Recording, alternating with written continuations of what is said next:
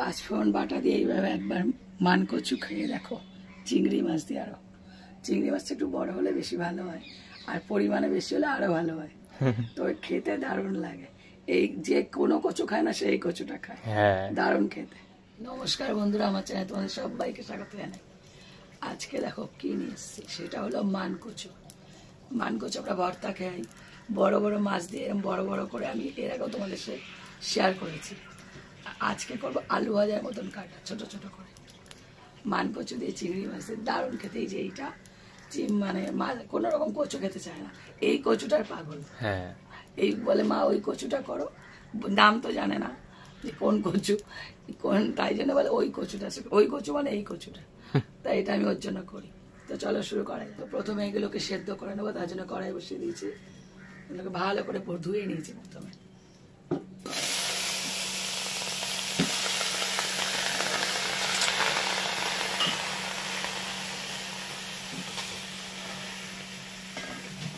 একটু জল দেবো আর একটু লবণ দেবো।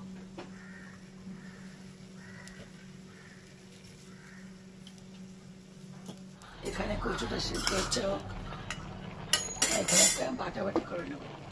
এখানে নিয়েছি কয়েকটা কাঁচা লঙ্কা, রসুন, অল্প পেঁয়াজ, আর হলো পাঁচফোড়ন।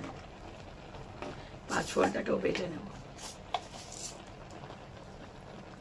একসাথে, দারুণ না?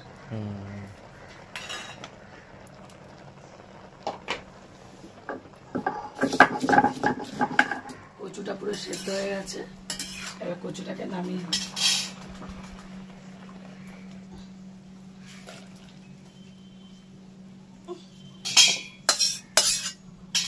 কড়াইটায় বসিয়ে দেবো।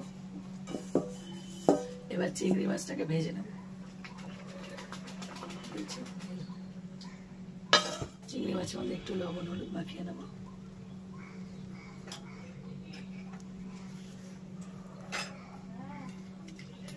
এবার এটাকে পুরো ভেজে নেব।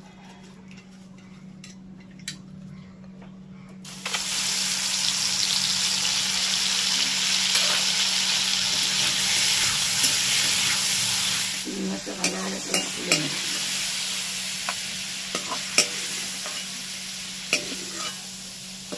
বড় বড় চিংড়ি মাছ, এর মধ্যে দিয়েছি তেল।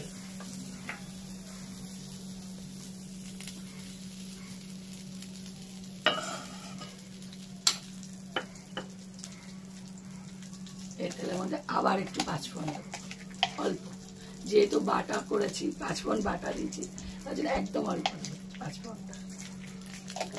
আর দিয়েছি একটা শুকনো লঙ্কা আর একটা তেজপাতা।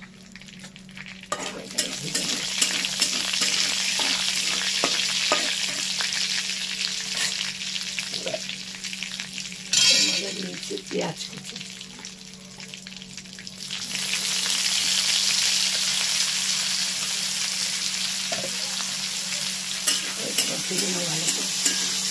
পেঁয়াজটাকে ভালো করে ভেজে নিচ্ছি। এবার দিয়েছি টমেটো, এক এক সব মশলা দিয়ে দেবো। দিচ্ছি লবণ, যেহেতু কচুর মধ্যে লবণ ছিল সেইগুলো লবণটা দিতে হবে।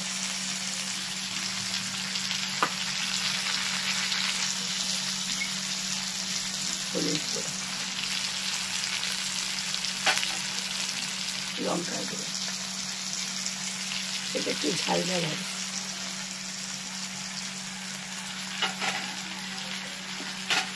দিয়েছি দিয়ে দেবো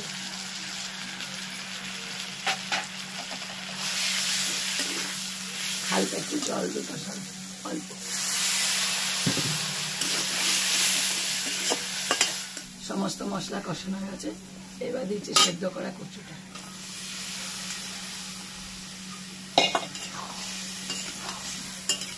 আর কচু দেওয়ার সাথে সাথে যে মশলাটা বেটেছিলাম ওইটা দিয়ে দেবো। এবার একসাথে কষাবো।